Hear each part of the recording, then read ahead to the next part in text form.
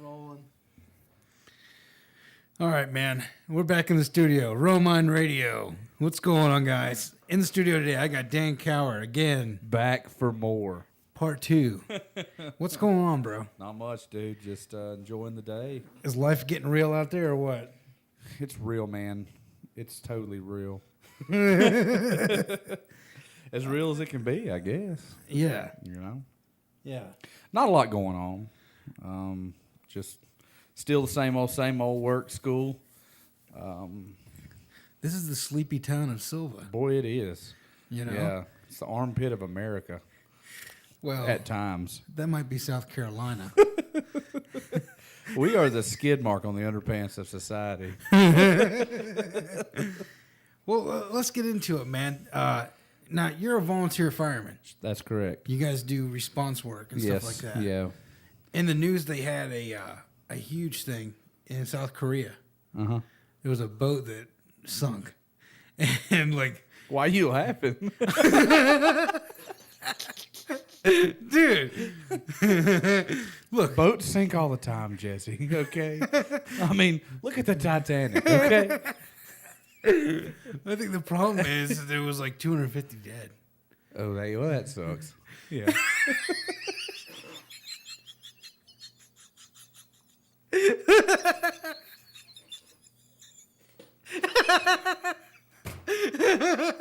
What the hell?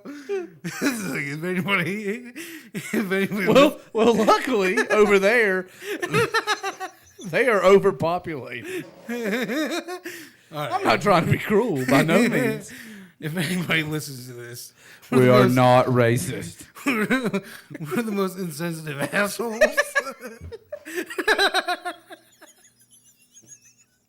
What the hell? Man, what do you... Apologize to everybody out there. I'm sorry. What do you think, man?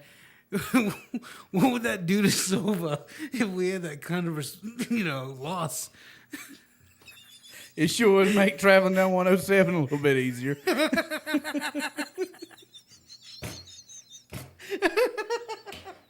You could actually get into a restaurant without having to wait for so long.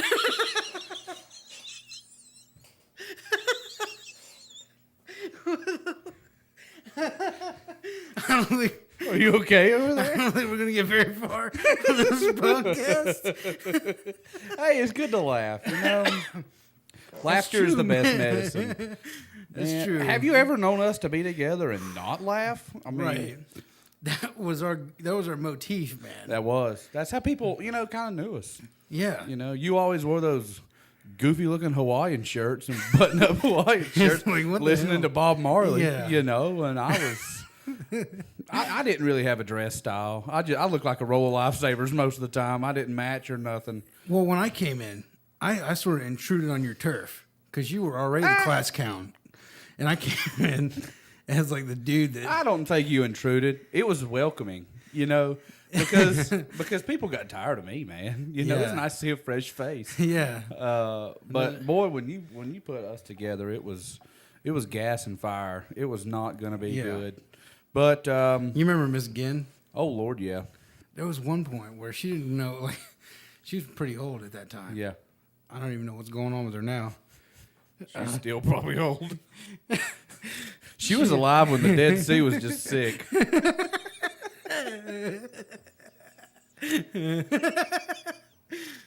There was one point where she was just like, I don't know if you're trying to be cute, but you better stop it. She was in my face. She was like the nicest lady. And all of a I sudden, remember that, but we had a way of getting under the nicest people ever, a way of getting under their skin. I mean, it's just disturbing to me. It is. I think people forget why his life's so serious. You're only here for a little while. Right. Make the best of it. That's I've true, always man. been a firm believer in laugh when you're supposed to and laugh when you're not supposed to, man. I mean, I know how to be serious. I know when times are to be serious. Yeah. Now, maybe the first part of this podcast, we should have been serious, but, Yeah. I mean, I know when to turn it on and off. But, yeah. If anybody out there that knows me and knows you, man, it's all laughs. I mean, life's too short to stay mad all the time. And I try to, and hopefully myself and you and a lot of people out there in this world spend a lot of their time trying to make others laugh. And that's always been one of the things to me that I've took great pride in. It's being able to make people laugh. Because that's about the only thing I got going for me. You know, I'll never be on the cover of GQ. I'll probably star in a heavyweight sequel movie. Yeah. You know. But yeah, I mean, I think that one of the things about society is there's a lot of like insecurity, like, oh, maybe I shouldn't be laughing, or you know, somebody's going to document me being, you know, outgoing here. Yeah. And they don't want to break through and just enjoy the moment. Yeah. Well, it's kind of like what you were talking about when you said you were dabbling a little bit in the comedy and stand-up comedy and stuff. You really have to be careful with what you say and the crowds you're trying to appeal to, you know. I mean, if there's a bunch of hippies in there, you can't make jokes about hippies, you know. But you can make fun of anybody else but them, and they'll laugh. But God forbid you say anything about them, I don't know, not bathing, but like once a week. I mean, and they might laugh about it on the surface. Yeah, but deep down inside it might hurt. You know, and that's one thing that I have tried. Well, if anybody out there knows me, probably call BS on this, but I've tried to really not make people laugh at the expense of others. Now, sometimes, you know, people open up the door, and it's just right there to, you know, it's kind of hard to refrain from it sometimes. But I don't know. That's funny though. I guess we have been deemed as funny, and we try to just maintain that. Yeah. You know, I mean, I don't.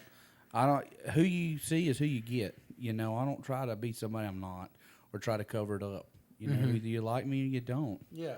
But that's funny though. That's the root of comedy is pain, or you know, something like that. Yeah, exactly. And I don't know. So there's so much stuff out there to talk about and to jab about, whether it be politics or something of that nature. But I've come to the conclusion that you're never gonna please everyone. You're always gonna tick somebody off with something you say or whatever. That's true, man. Know. And there's clean comedy, and then there's very dirty comedy, and you know, people laugh at clean just as much as they do dirty. Yeah. You know, and I've never been one of those to try to be dirty, by no means. You know, because it's a cheap way to get a laugh. Really is. It really is. You know, and in the comedy business, when you use a lot of vulgar things and stuff like that, sexual stuff, they say you're blue. Exactly. Is what they call it. Yeah. It's one of the terms, but I mean, it's an easy way to. Oh, it's very easy. It's always kind of a go-to kind of thing. Mm-hmm. If you find yourself struggling, you jerk out a dirty joke or something like that. Mm-hmm. People eat that up, and that's always kind of been the avenue I've tried not to go down that road, you know, and tried to just be naturally funny. And like I said, hopefully it's not at anybody's expense, but you know, it's part of life. Well, and there's a lot of validity to that. Like I was listening to an interview with Stone Cold, Steve Austin. Oh yeah, you like him, don't you? To an extent. I mean, growing up, I used to watch wrestling all the time. But Daddy really wasn't a big fan of it, you know. So we would get our wrestling watching in before he got home. Yeah. You know, but it was fake as all get out. Sorry, Randy Kahn. But and I'm not knocking you for that either, man. I'm proud of you. Chase your dreams, but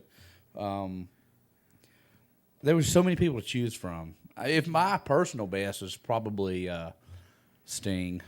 I like Sting. The classics. Yeah. Oh yeah, the old school. You know. But Stone Cold was fun to watch. I mean, they all talk a bunch of smack. One of the things he said in his interview about what he was doing is that he knew he was pushing the limits as far as using cuss words and stuff like that, but he never wanted to go to the adult level of like using sexual themes or things like of that nature. Yeah. He always kept it clean in that sense. Yeah. Yeah. And I respect him for that. Yeah. And I've always had great respect for people who can do that. Yeah. without having to reach that avenue of being vulgar or things of that nature. Yeah, like a comedian that can do stand up without a bunch of the vulgarity is talented. I would 10 to 1 rather watch them, And prime example is, of course, we watched it last time. It was Tim Hawkins. Tim Hawkins, the Christian comedian, dude. Yeah. I'm in tears when I watch him. He's funny, and he man. doesn't say one cuss word. He doesn't do anything. But comedians who can play an instrument and use that to their abilities, it just adds to the show. And I've seen him live, and dude, it's one of the funniest things I've ever been in. It was absolutely amazing. You guys caught him in Franklin at the Smoky Mountain Center there. You said he was coming back, didn't you? He is this year. I think in June is when he's coming back. I gotta see that, man. Yeah. Our church usually goes. Right. It takes a big group. Another comedian is Sinbad. Oh, yeah. He Sinbad. Back in the day, he doesn't. I don't know. I guess he's still doing it. I haven't heard. He had a couple of HBO specials back in the day. They're hilarious. One of my favorites is Afros and Bell Bottoms. Yeah. It's hilarious, man. You gotta. Yeah, I'll have to check that out. But I mean, if you can stand up there and hold a conversation or hold a stand-up comedy for an hour and 20, you're doing good without a bunch of cussing. Yeah. And yeah, it's a challenge. It takes a man. special kind, and it does, and it's sad that that's what people go for is the avenues of vulgar and things of that nature. Mm-hmm. But to each their own, Personally, I'd rather not sit and listen to somebody who's going to do that, but that's just me. I'm not, casting any stones or anything. But right. I don't know. I just like being funny. Funny's been one of those things in my life that I've really tried to capitalize on. Yeah. Because I played sports and stuff, but people, and I'm not bragging, but that's what people remembered me as most of the time is funny, and then you showed up and they're like, dear Lord, are we going to be able to handle 2 of them? Yeah. But like you said, we pushed the bar on some stuff, but I've been on Facebook and I've connected with a lot of our old classmates. Yeah. One of them is Anita Schuler. Yeah. And she was one of the you can call them outcasts. That's what she was treated as, really and truly, in school. But her father's been looking for her recently. He emailed me and asked he emailed you? Yeah, he found me on Facebook and said, "Do you know Anita?" And I was like, "Well, she's on Facebook with me, and I could send her a message to see if she'll respond." But really? I hope everything's all right. I do too. I remember she was one of the girls that was kind of outcast in school. People was mean to her. She was the one girl that when we had to do square dancing in PE, remember that? Nobody wanted to dance with her because she smelled a little funny or something like that, And I don't know. I felt bad for her because everybody ragged her the whole time, And she has actually connected back with me on Facebook, and has still to this day thanks me for being a friend to her. Yeah. Well, it probably helps. She had the hugest crush on me in elementary school. You had that with a couple women. Yeah. For whatever reason, people are attracted to, Fat and funny. Yeah. The 2 F's. Just being open. Yeah. And comfortable with life. Yeah. It takes that to be funny. Yeah. And, I've tried to use my size to my advantage because I'm not, skinny. Probably never will be. Yeah. But that's part of my personality. I guess I've just been so used to it. And that's how people have seen me a lot of my life. And, what if I lost 100 pounds? Would I still be funny? Or, it would be nice to, yeah. I always think about that. Like, what would it be like to be skinny? I don't know. People ask me all the time, why are you breathing so hard? Well, it's so I can live. How about that? It's just one of those things, man. It is weird. Like what, if you can either tread water your whole life and try to act like you're not okay with what's going on. Yeah. Or you can roll with it. And exactly. That's what we did. Size matters. to some people. Yeah. But, it's one of them things. We're going to get this new body in heaven anyway, so I ain't really worried about it. I'm going to go out with a bang. You mentioned a while ago about Facebook, man. That social media in today's society is on an increasing rapid rise, man. I mean, between that and texting and so forth, I mean, it's hard to go anywhere and not see somebody on their phone. And it used to be the younger generation that was always doing it. But, dude, you got older people now that are just as glued to it and stay on it. But, old Mark Zuckerberg, that's the one that came up with Facebook, what invented Facebook. Yeah.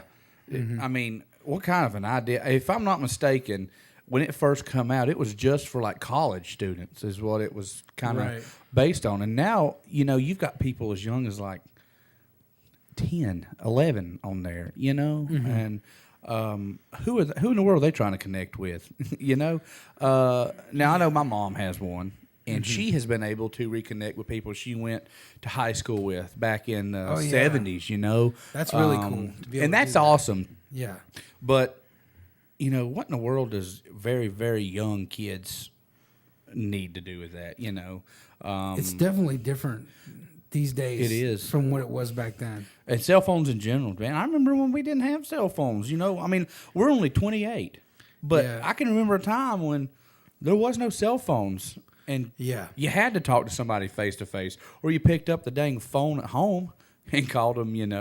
I remember. Let me tell you this: we went to Scotts Creek Elementary School with this woman named Grace Morgan. Yeah.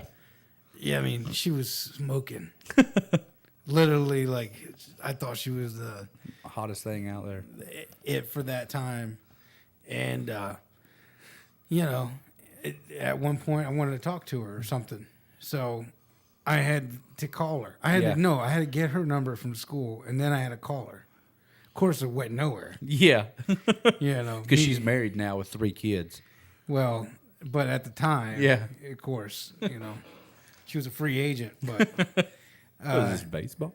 That's the whole thing, though. Like, back then, you actually had to, like, you had to have face-to-face conversations. Yeah. You threw all kind of nervousness and everything out the window. It's so easy to hide behind a keyboard or a phone and act real big. It's even like standing in line waiting for something. You can't just stand there like a donkey anymore. You get to just stare at a screen. Yeah, I mean, and you can be big and bad all you want to behind a keyboard or a computer screen or a cell phone. Yeah. But you put them face to face, man, when you actually see people's reactions to what you have to say to them, it's totally different. And it's funny, I was at the house the other day and I was going through a bunch of old stuff from elementary school, high school. Dude, you know how many love letters I found that I wrote to different girls and never gave them? Why? Well, because I don't know if you know this or not, Jesse, but why? You get rejected a lot in life, So you gave them out and then they returned them. Oh no, I never gave them out. I wrote them and they sounded, and it was like this whole, hey, I think you're cute. Do you think I'm cute? Yeah. Here's my number, or you can email me. Can you believe I say you can email me? That's funny. Yeah, or that's when the online chat rooms were a big deal. AOL, and I'd give them my screen name so they could chat me or whatever, I mean, well, I mean, we've lost a little bit of that. Like I said, like passing notes in class. Oh, yeah. Now they're just texting back and forth, maybe. Yeah. Or there's all kinds of apps out there, Snapchat. You can actually send a picture of your face. Yeah. And all different other kinds of things out there, But it was fun passing notes. It was. It was like you felt kind of like a rebel. Nobody feels hardcore shooting a text to their friend across the room. But when you have to write it down and wad up a piece of paper or make an airplane and wait till the teacher turns their back and just launch it across the room. Hopefully the rest of the class won't rag you out. Exactly, yeah. And when I was over there melting crayons in the heater at school, because we all did it, whether you want to admit it or not. Yeah. I don't know. It's amazing to me that we are young still. Yeah. But yet you look back at what we used to have and what we used to do to now, and it makes you feel old as crap, dude. Because we're in a special part of American or human history. yeah, Really. the age of technology that we're in nowadays, you know, and I remember my first cell phone I got when I was 16. Yeah. My dad said, "I'm not buying you a cell phone until I need to know where you're at and to where you're driving, you know, and where I need to know where you're at." And he stayed true to that. When I was 16, he got me my first cell phone, and you felt like the coolest dude on the block, you know. Yeah. But yeah, like think about it, like in the 30s and stuff, human history, our generation we're at the forefront of all that because, like you're saying, it wasn't there, and then all of a sudden now it is here, and we were within that transition. Yeah, so it was easier for us to kind of transition into that. Yeah. Now you look at somebody like our parents who have a really hard time struggling with a smartphone or something because they didn't have that. Oh man, it's crazy. Like my buddy, he has a little daughter, and she's literally like 2 or 3, but she can run an iPad. Yeah. Or, It's ridiculous. the tablets. Yeah. She knows her way around to navigate Netflix. 2 years old? Yeah. Or 3 years old? Yeah. One of my best friends, he's got a little boy. He's kind of like an adopted nephew of mine. Yeah. And he'll be 2 this year. Okay. And one of his favorite things to do is sit in your lap and get your phone. He loves to play on the phone. You know, and I'll open it up, and he'll he'll click on the pictures, and he'll just sit there and he'll scroll back and forth, just like we would. Yeah. You know, or you watch a video, you'll ask him if he wants to watch a video, and he'll shake his head. Right. And you pull up the videos, and he can press play. He knows what. I mean, Yeah. Almost 2 years old, man. I mean, crazy. what was I doing when I was 2? Probably still crapping myself. You know, I mean, we didn't have cell phones or something of that nature. Yeah. You know, but it blows my mind how it all kind of started with MySpace. Man, you remember that? MySpace was cool. Yeah. They actually let you be an individual. Yeah, and you could put like your own music on your profile page, you know, and Now it's all universalized with Facebook. You can't. yeah, do any of that. Facebook, Instagram, Twitter. I mean, all this stuff out there that Well, like MySpace, they let you do your own thing though. yeah, And yeah. now Facebook, everything's kind It's of the like same. formatted. Yeah. Like I mean, you you're- used to be able to put up your own colors. You used to put music on there. Yeah. You know, I used to jam out with some TLC. Don't judge me. You know, but yeah, you could kind of be your own person. Yeah. And it's kind of the same thing as Facebook. I mean, it Right. lets you stay in touch with your friends. But just imagine if we didn't have stuff like that. The people we went to school with who went off to college somewhere and liked where they were at, so they stayed. Or they've got family now. You know, I remember we talked last show about how our 10-year reunions this year. You know, it'd be interesting to catch up with a lot of people we went to school with and kind of see where they're at in their life right now. But what if we didn't have Facebook or something like that to keep up with them? It would be, because, you know, people change numbers all the time. So to be able to have their same phone number from when they were in high school, you know, it's probably very rare. I think it's definitely a positive thing, but it Yeah. can be abused. And Yeah. I think it's taken away something a little bit, Yeah. like actual conversation and, you know, like even like seeing my younger cousins are 14, 12 years old and stuff like that. Everybody's texting. Nobody's talking. Yeah. And what gets me, dude, is I will see this all the time. They'll be sitting across the table from each other Yeah. and texting. You know? What happened to just looking somebody in the face and saying, hey, because you can't send a weird smiley face with it? You know? Yeah. I mean, And another thing is that they're charging you to have a normal conversation. oh, God, are they really? Cell phone companies are making bank, dude. That's what I'm saying, man. Like they thought about it and said, what can we charge people that they do every day? Yeah. Talking. Exactly. Oh, yeah, and when you're a day late, we're going to ring your phone off the hook on a payment. But yet you go in and need help in the store, and it takes forever.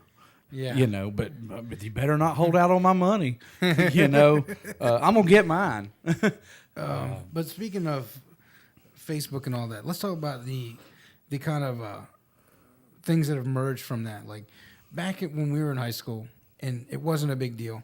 Anybody that was as involved with computers like the normal man is now, they were nerds. Oh, yeah. Yeah. Yeah. If you played in the band or you dealt with the computers. In Mr. Carnage's class. Yeah, computer science. you were a nerd. Well, you had your profiles. You had your jocks. You had your nerds. Yeah. You had The rednecks. the rednecks. You had the goths.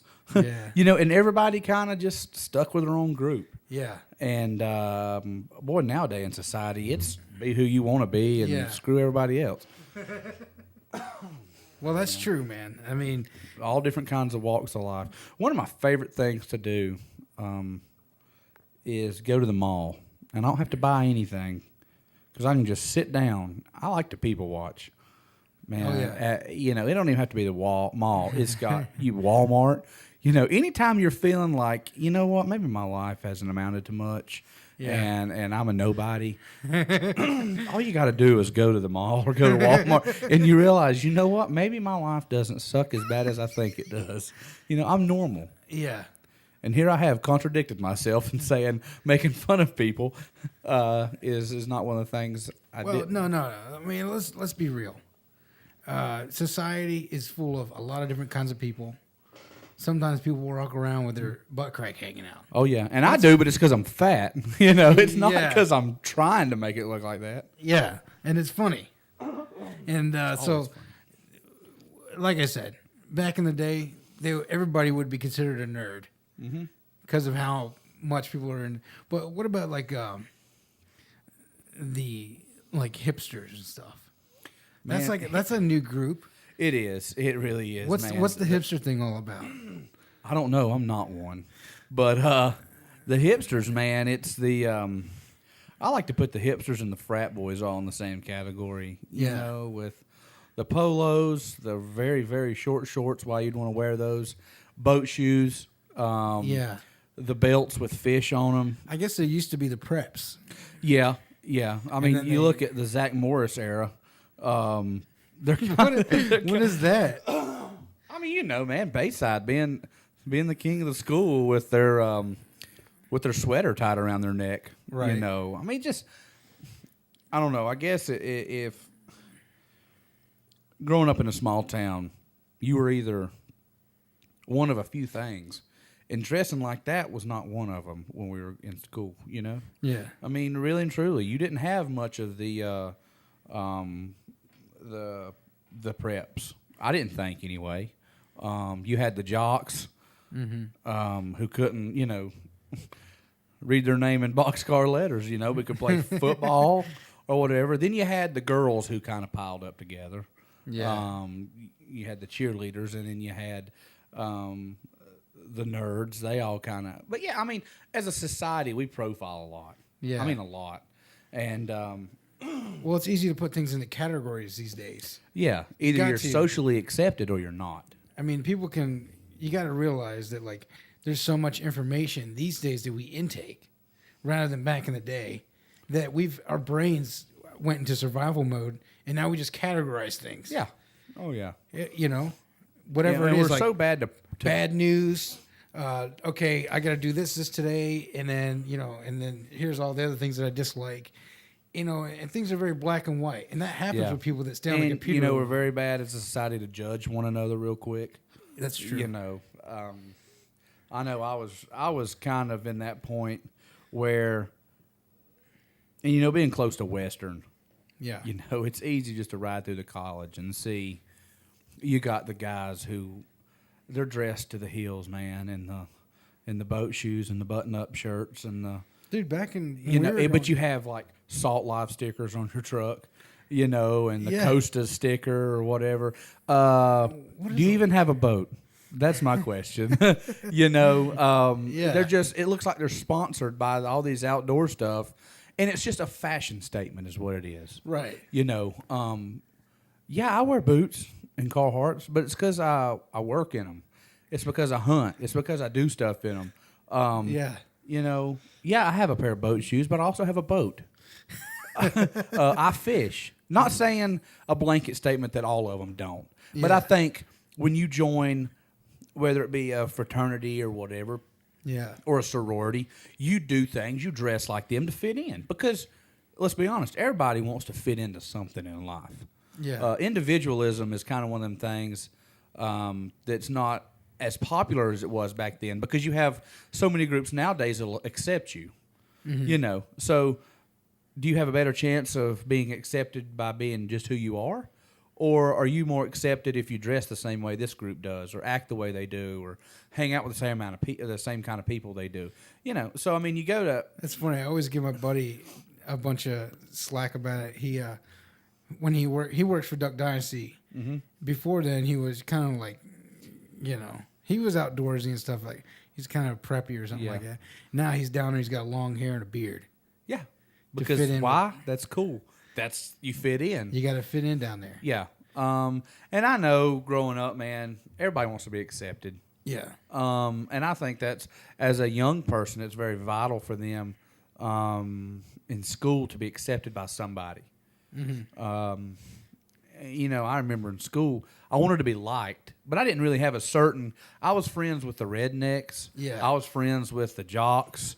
I was in FFA, but I played football. Yeah. You know, I was friends with everybody. I didn't really, except the principal. I wasn't really a fan of the administration. Not that I caused a lot of trouble, but Yeah. you know, What'll be funny, truly funny, you've got to appeal to them all. exactly.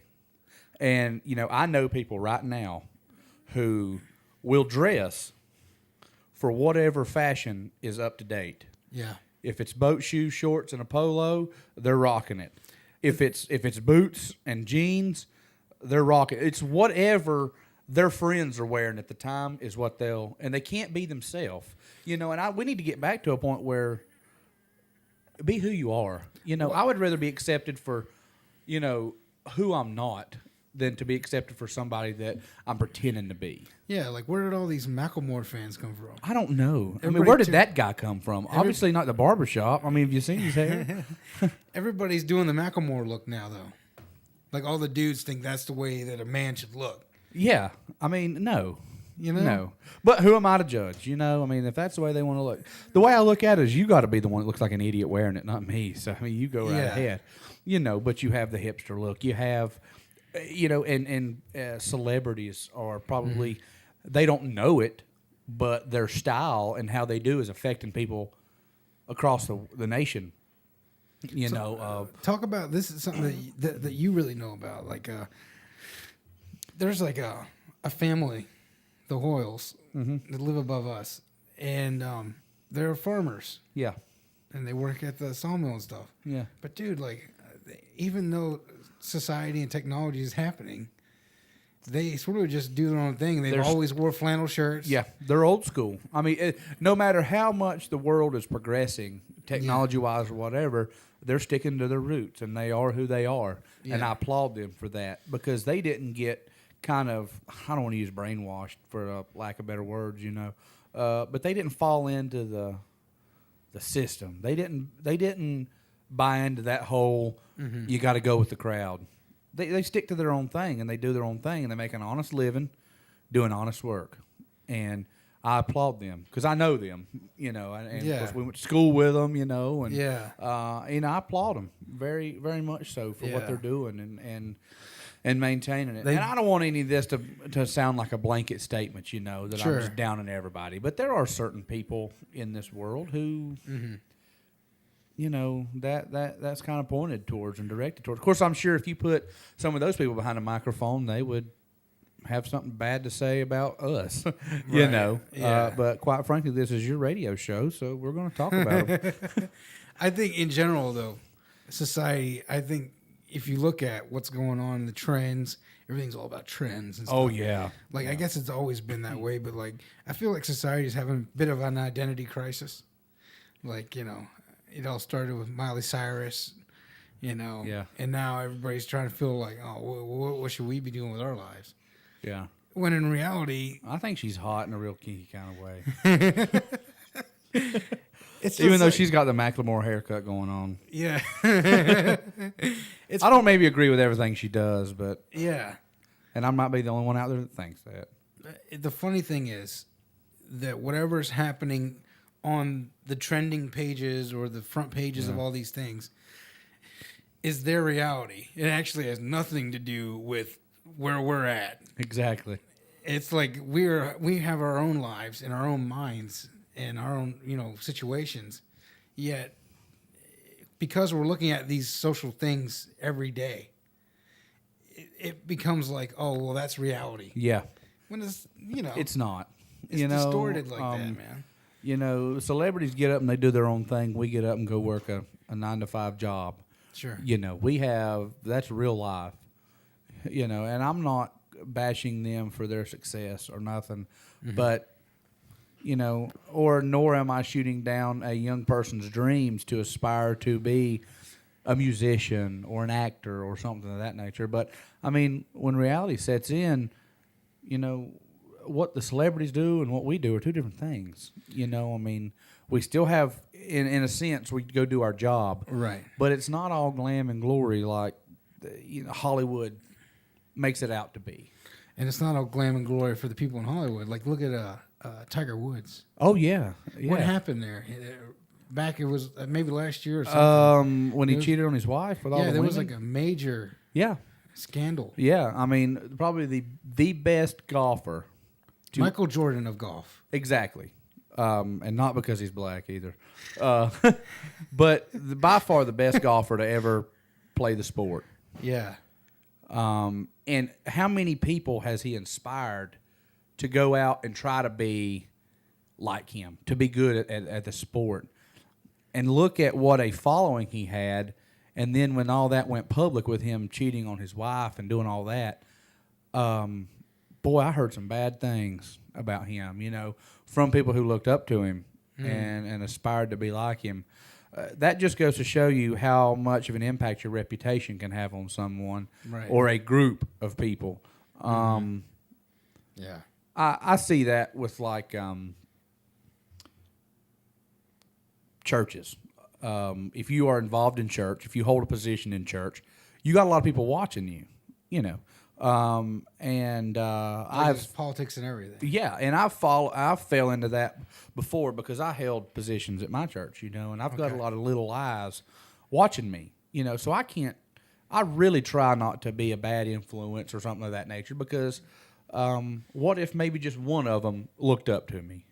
That's true. And I messed up big time or done something to bring embarrassment or whatever, then I've just crushed everything they might have been looking at, Yeah. But that affects, that goes towards celebrities and whether they may not know it at the time, what they do in their own personal life. And it's almost like the limelight's right on you as a celebrity. Boy, if you fart, everybody knows about it when you're a celebrity. I mean, any kind of dirty laundry you got is going to get aired at some point in time. And it kind of trips me out. I mean, because in my field, I do video work. Yeah. And in a certain light, I really don't care that I haven't gone to a certain level. And me almost being 30, I kind of feel like I've had a conversation in my head where it's like, well, should I be somewhere else than I am right now? Mm-hmm. But really, what's important to me is like my family, my friends, and my health. Yeah, and this podcast. But it's funny. It's like, it's almost like, hey, I feel like I should be up there in Hollywood or I should be on that level. But really, maybe you're supposed to be right where you're at. Maybe. I don't know. Yeah. I'm not, and it's fine. I'm fine with where I'm at. Yeah. I mean, I don't think I want to have people looking at me every time I walk down the street. No. On that level. A lot of people wish and want for fame, but I'm sure if they could trade places with somebody that is famous, they might not look at it in the same light. At first, it might be cool. Right. But whenever you're followed around by cameras and all that for extended amount of time, anywhere you go, it doesn't feel like you have any kind of privacy. Yeah. You're always being watched. Yeah. You're always being blasted on some magazine. Right. Is that really what you want? And if you have a family, is that what you really want your family to be exposed to be drugged through? If you have kids, Yeah. I really do believe that if they could trade places with somebody, it might change their mind. Yeah. And I'm sure famous people, money aside, if you just ask them wholeheartedly, is being famous is what you are right now what you dreamed it would be? I have a feeling someone would say no. they don't like being followed around. If they didn't, they wouldn't swing at the paparazzi when they come around. You know, I mean, they if that's what they wanted. I was talking to my brother Tony, and a lot of the early '90s, my favorite age of country music, was in the early '90s, mid '90s. Yeah, you know, Little Texas. That's when country was real. Clint Black, Garth Brooks. He was, you know, he was the great one. Yeah, George Strait, and some of the women. Yeah, like Patty Loveless, Terry Clark, Pam Tillis, Lori Morgan, Reba. Yeah, the Judds. Anyways, he was looking at this website, and he was looking back at all these different artists. Joe Diffie, John Deere Green, and he saw that, like, on the average, these artists all have ranches in remote areas of America, away from anything, away out in the woods. You know, they played it smart. They did. They really done their homework. And it's about 20 years ago. Yeah. And so, but nowadays it's who can buy the biggest house. Yeah. You remember that show MTV Cribs? Yeah. I used to watch that, you know, and people, that to me looked like it was just a half hour of bragging, saying, look at what I've got and look at what you don't have. Ha ha ha. Yeah. You know, but I would rather be broke and happy as to be rich and miserable. Yeah. Any day of the week. Well, in the end of nobody's getting out of here alive, right? Exactly. And you can't take it with you when you go. Yeah. You can't put a U-Haul on a hearse. You can't. I've never seen that before. Mm-hmm. So, you know, what does it really matter? Yeah. I've heard people say, oh, I'm going to enjoy it while I'm here. Well, good for you, and I hope you do. You know, but... Yeah. What are you going to do, leave your kids in a big pile of debt? I mean, how cool is that? Yeah. You get the parent award of the century. You know. Pass along some tax evasions. So, evasions. you know what? It's whatever. I'm happy with what I've got. Yeah. I've been blessed to have what I have. Yeah. And I think the good Lord above knew what he was doing. He probably knows what I would do if I had a buttload of money. I'd probably blow it on stupid stuff. You know, so that's why he hasn't blessed me with it. You know, and I'm okay with that. Yeah. What about? Let me go back a little bit though. The '90s country stars. Okay. My mother's favorite band is Alabama. Oh, by far, they're the greatest. She loves Randy Owens' voice. One of the disturbing things that happened in the news a couple years back or something, I don't know if you heard about it, but like the original members, there was Teddy Gentry, Jeff Cook, Mark Heron, the drummer, and then Randy Owens. So there's 4 players, and then there was a dispute, and they started saying that Mark, the drummer, wasn't part of the original band. Really? Yeah, and took away all his royalties on the songs and said he was just a backup player. Imagine dealing with all that. these years you're together. Yeah, you know, and then that's crazy. That just kind of shows you how, you know, the ones you think are close will turn on you. You know, see how loyal the dogs are when you... Yeah, well, Mark, Randy Owens, Jeff Cook, and Teddy Gentry are cousins. Yeah. Or they're related, I think. Yeah, they're all family from what I can gather. But now the drummer, I thought, was all part of that too. Well, no. Apparently not. Apparently not. There was a dispute there. Yeah. It's so sad. I wish they could have worked that out. Yeah. That band was rock and roll. They were awesome, you know, and I had one of their greatest hits. It was like a 2 CD thing, man.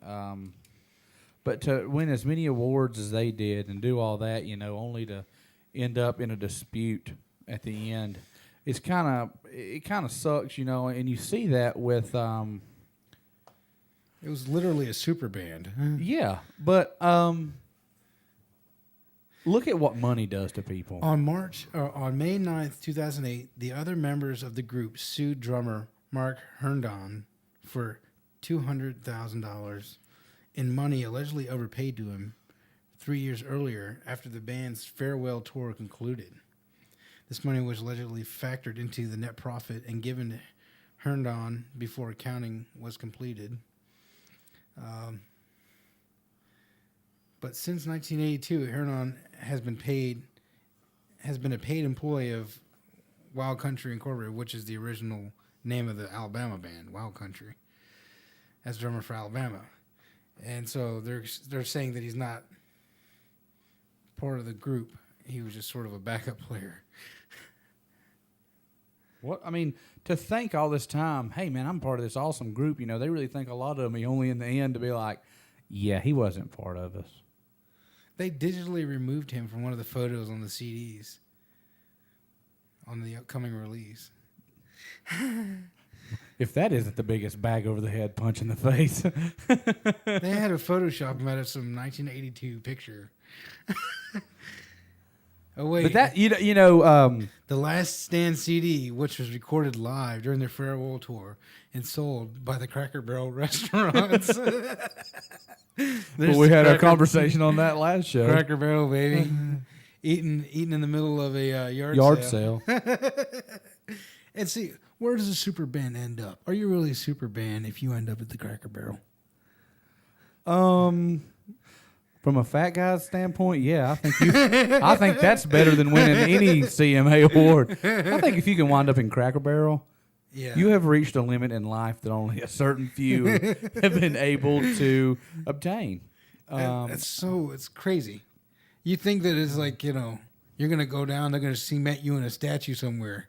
Your career ends up in a Cracker Barrel. You're going to end on one of them racks with like the best Christmas albums ever. Yeah. You're going to be over there beside the humongous lollipops in the candy aisle. Is it really rich and famous? Is it really rich and famous? Exactly. Well, people, I don't know. People view being famous and hitting big time in different ways. Yeah. Everybody dies famous in a small town, so it's whatever. Maybe me and you will hit the big time sometime. Oh, we'll totally hit I it. wouldn't mind the paparazzi. Whatever. You think you could be all right with that? Every day, it'd be kind of weird, but I would learn to have fun with it, like I do everything in life. Yeah. Yeah. I think it all depends on the personality and. I certainly want them watching me while I'm at the beach. Well, no, because I'd look like a big beached whale out there. I don't want. All right, camera's off. Okay, I'm getting ready to take my shirt off. Yeah. It's quite the reality when you stop and think about it. But man, I've really got to go to the bathroom. I think we had a pretty. You good We've had a good discussion here, man. We have, and we got so much more to You talk coming? about. Are you going to come back, man? You dang right. I'm gonna come back as long as you'll have me. I'm going to cement you into the company, dude. Please do. I'm like Vince McMahon over here. I want you weekly. Can I be Ed McMahon? If you cross the line, I'm going to cut you Publishers Clearinghouse. I got balloons and this big old fake check. I am giving Dan a CD. I've given him my greatest hits, and if you guys comment, I'll give you my CD too. I'm not going to send you a physical one. I'll give you a digital download. But mine's signed by the artist himself. He's got an autographed copy of the greatest hits. I do. And I'm sure your greatest hits involve Bob Marley because that's what you jammed out to all the time. This thing right here, that it's signed, I want to hold on to this because this signature is going to, one of these days, I got faith in you, it's going to be famous.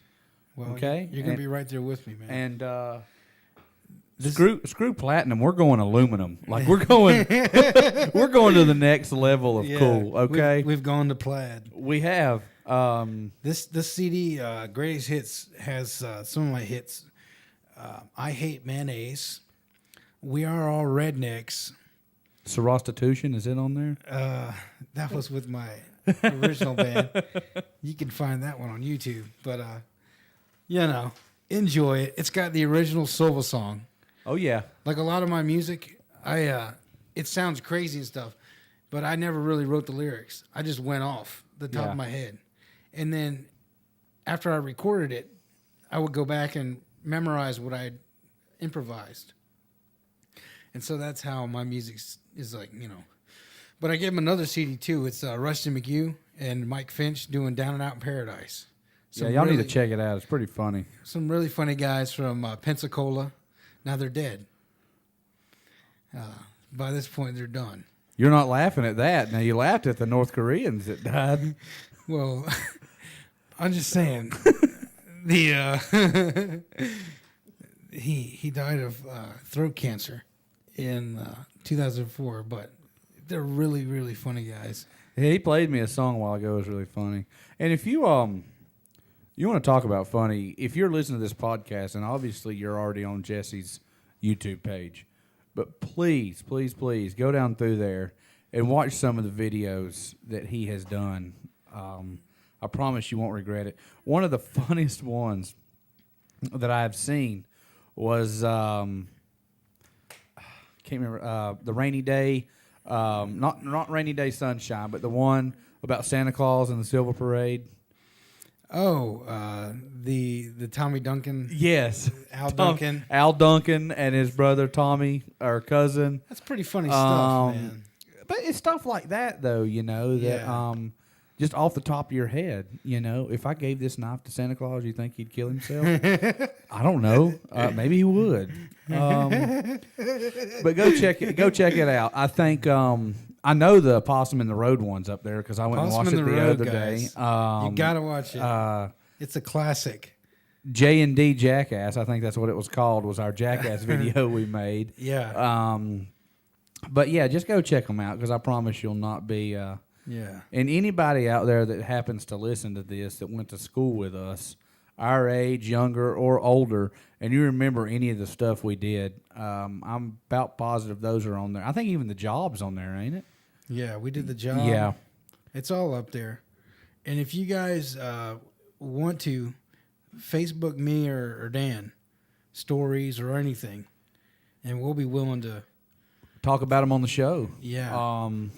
Or get your ass over here to Rome on Radio. We'll talk to you. Yeah, because I promise this is pretty much the most fun you can have with your clothes on. And this don't even burn when you pee. There's a lot of bad videos on my website. You should probably take those down. The problem is that I work with clients and I'll upload like versions, and I never go back through. I need to go back and clean them up. The Smoky Mountain News is on there. You got to check that out. But right on, Dan. Well, man, I appreciate you having me again. We're going to have to do this like once a week. I can't wait to rewind this video and listen to the beginning of that. That was, I don't know why we went off. We apologize like for the insecurities in the first section of this podcast, but for some reason it was funny. If they're here by now, they accept the apology. Yeah. If you've listened to it this far, then shame on you for not changing the channel a long time ago. Hell yeah. Hey, man, I'll talk to you soon, Dan. Sounds good, man. Thanks for having me. All right.